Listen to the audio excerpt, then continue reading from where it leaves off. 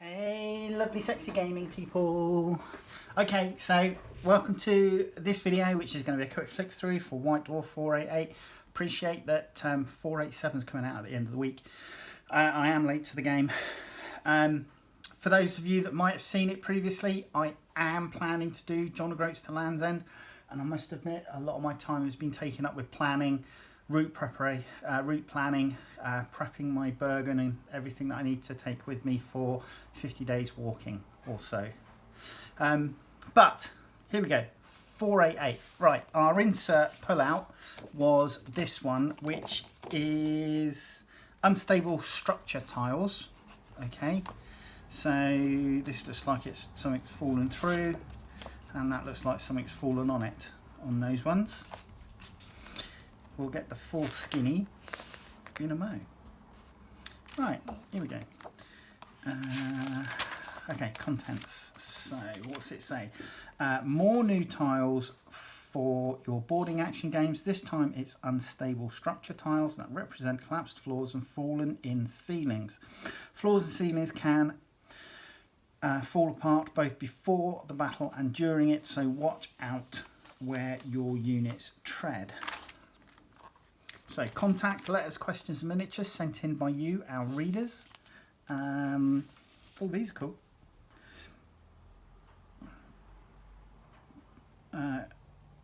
Canaan's Reapers by Jorge Martos Gomez.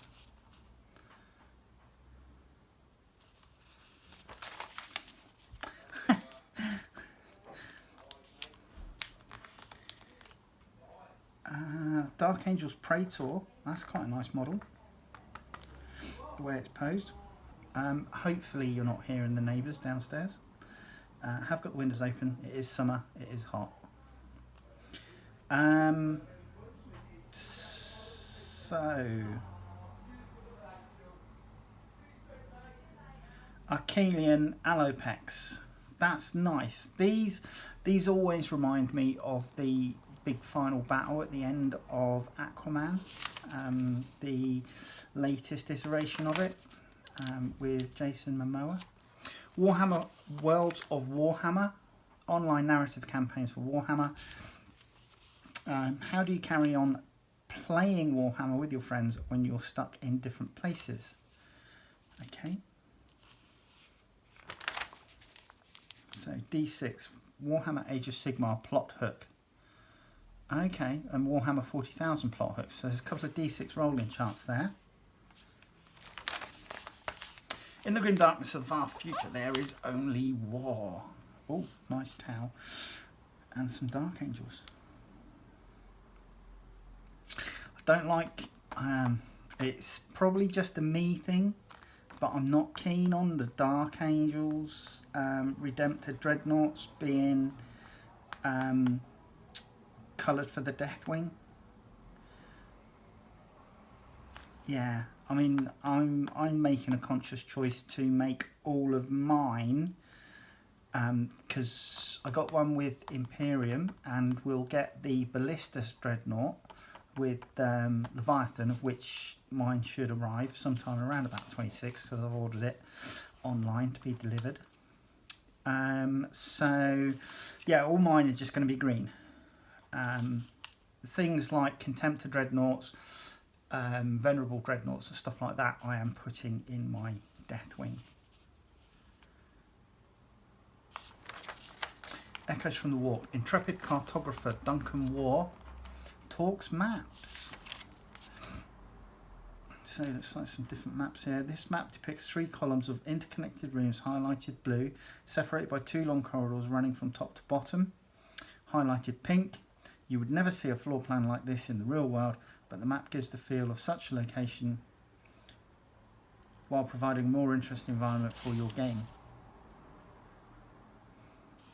Okay, I can appreciate that obviously ability to play through a board is probably more important than the aesthetic of what it would really look like in real life. Angelic Rebirth. So I think this has been superseded now, hasn't it? With the Yeah, this model has 4+ vulnerable save. Yeah, it's been superseded, isn't it, with the release of the 10th edition cards.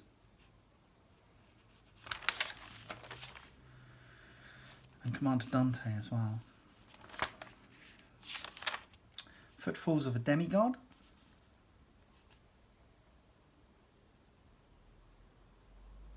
It was inevitable that the return of such a singular being as Lionel Johnson would have far-reaching consequences, even amidst the sprawling anarchy of a galaxy at war.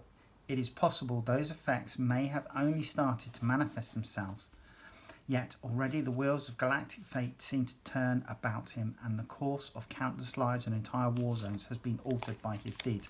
So this is just kind of like Vox transmissions, but of perhaps where the Lion has been. Reports from people that may have seen him.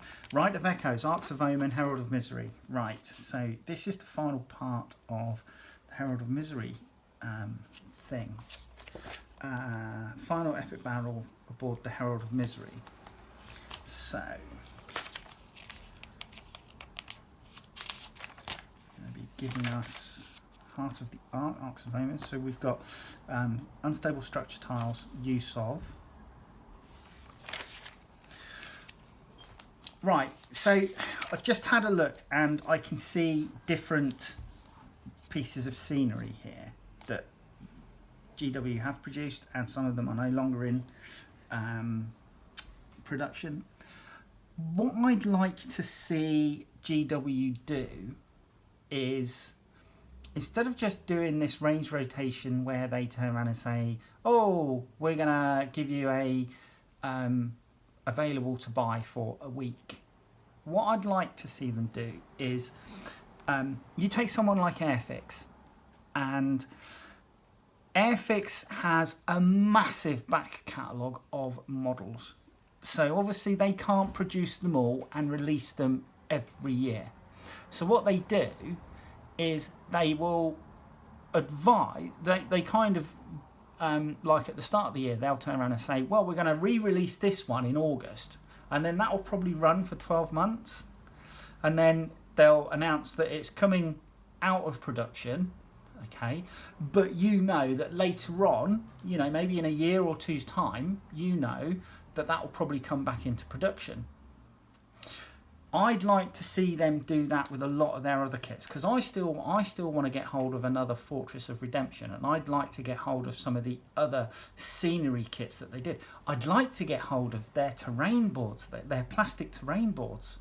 You know, I'd like the Warhammer 40k one, which was the big like road tiles, and I'd like the Citadel gaming board that they did, which had the hills moulded into it. You know, I'd like them to turn around and say, right, for 2024, you know, from sort of like June, we're going to start re-releasing these battle boards for 6 months, you know, and I'd like them to be available rather than just, we're going to like give you 2 weeks to get your order in, and if you haven't got the actual fucking money in that time, that's tough shit. I'd like to see them do a better range rotation where stuff which has come out of production comes back into production for a length of time before they then remove it, you know, and like in a few years' time they'll re-release it. That's what I'd like to see them do with a lot of their miniatures and stuff like that. Let me know in the comments what you think, whether that would be a better way for GW to do their range rotation rather than take stuff out and then sort of like all of a sudden turn around and say 1 week, oh, next week it's going to go up for 2 weeks where you can order it. Right, anyway, I digress. So we've got some board layouts here. Boarding action mission shockwaves, scavenging parties, Rust and Ruin, Escalating Danger, Tunnelers, Ritual in the Portal Chamber. So there's 1, 2, 3, 4, 5, 6 of these. Cool. Right, so those for all your boarding action stuff. Right, the end game. Battle report. So this is clearly the final battle report for this. Oh, I love these 3D tiles that they've done. Excellent.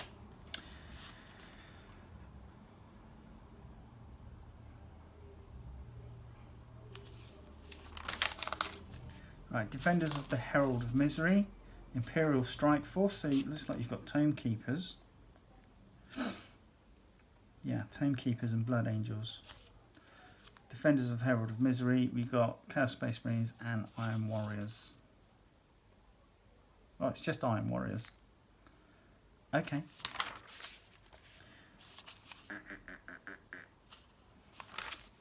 Cool. So great battle report.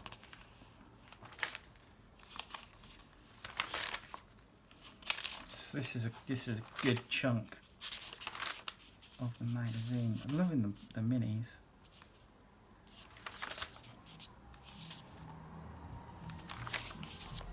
So yeah, 1, 2, 3, 4, 5, 6, 7, 8, 9, 10 double pages at least. Last Gasp, Arcs of Omen, Herald of Misery. What's this? Bit of fiction? Looks like it might be a bit of fiction.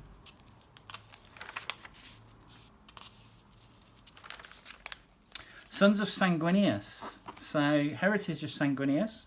So my other half, who's starting collecting Blood Angels, will appreciate this.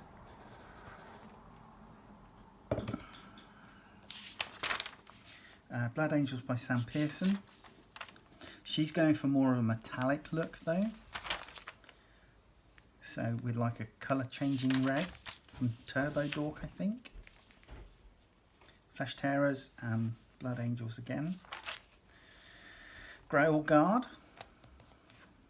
Angels Vermilion.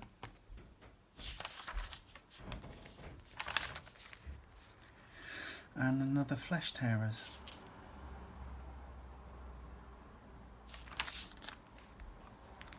So Angel Sanguine Blade Guard. Gladiator Reaper by James Bragg. So yeah, some nice, this is nice. Blood Angels Primaris Captain. Loving the free-handed sort of like flame pattern on the greaves. Warhammer Age of Sigmar. The Eternal War for the Conquest of the Mortal Realms. Giants. Okay, rules of engagement. Getting the most out of a narrative gaming. Narrative play is it a simple way to play Age of Sigmar or an opportunity to smash up a noob? I push back against both these ideas as there are many ways to enjoy narrative play in Age of Sigmar. It is an incredibly exciting and engaging way to play Age of Sigmar that creates some of the most memorable and cinematic moments on any tabletop. So, right, there you go. Heart of the Quake, Flashpoint Rondor. So this has been an ongoing series for a while now, at least 3 or 4 months, maybe longer. The big picture. Thomas Elliott talks about illustrating the Sons of Behemat. Great artwork, and these portraits of like giants or ogres or whatever they're called, just fantastic.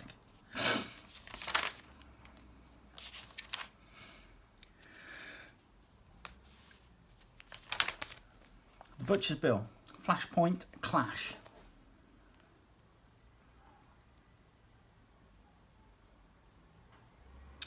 Savagery reigns as the era of the beast sends primordial engines surging across the realms, filling hordes of brutal creatures with a need to tear down civilization in Akshi.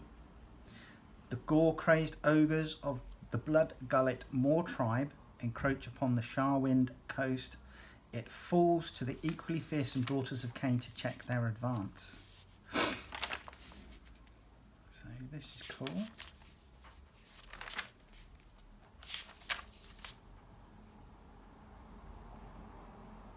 Short bit of fiction there as well. Right, Meat and Murder, Flashpoint Clash. Ogres of the Blood Gullet Moor Tribe advance on Hark Huron. Realm rules. Okay, so we have battle plan. The Blooding of Hindstorm's Pass.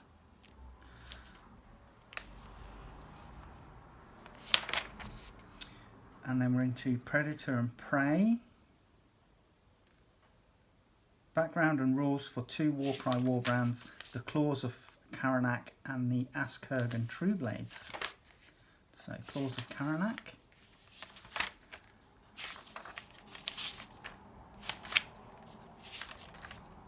And Claws of... Is that still Claws of Karanak? Yeah. Okay. And the Askurgan Trueblades.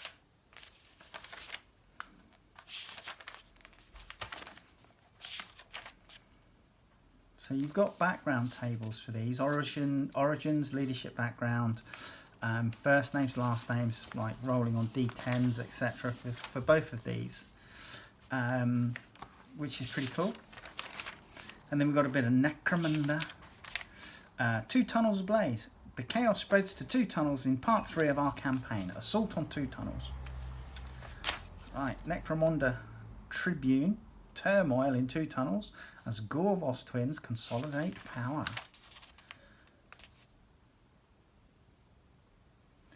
Gaon Gorvos, the Gunk Queen, is now in complete control of 2 tunnels. Oh, these are quite colourful chaps.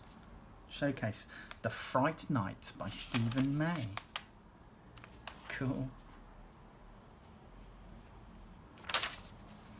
And then we've got Black Library. King Osgex Prize, part 4 of our ongoing Grombrindle series. So,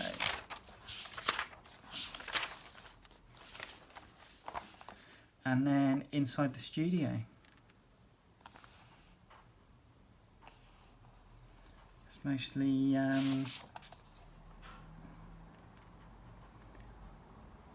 appears to be Warhammer Age of Sigmar rather than anything else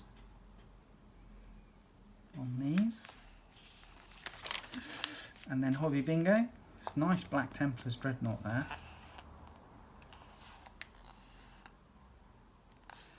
Yeah, cool. Right, so like I said, next issue's out on the 16th of June. So hopefully I'll get this out overnight for you guys to at least know that I did it. And then I'll try and get, obviously, this month's, the one that's coming out at the end of the week, sorted and up ASAP, seeing as I will be going away from the 3rd of June. No, 3rd of July even, get it right. 3rd of July, I'm away for about 8 weeks. But what I will try and do is I will try and get the magazines done and recorded whilst I'm on my hike. Because I don't think I don't think it's gonna need masses to be able to do that. I just need to find somewhere quiet of an evening to sit down, flick through the magazine and do a recording. Anyway, I shall speak to you soon. Alright, take care. Bye bye.